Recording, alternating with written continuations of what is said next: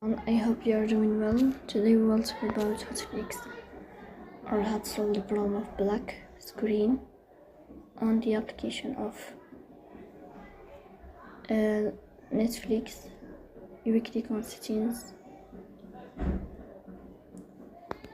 Here we click on apps, default apps, app settings.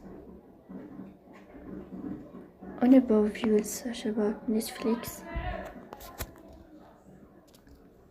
Then we click on first stop and we click OK. Here we go to storage. In this page we click on clear cache. In the end you will turn off your phone and you will wait a moment to restart your phone again to fix that problem. So please don't forget to press bell icon and subscribe. See you next time.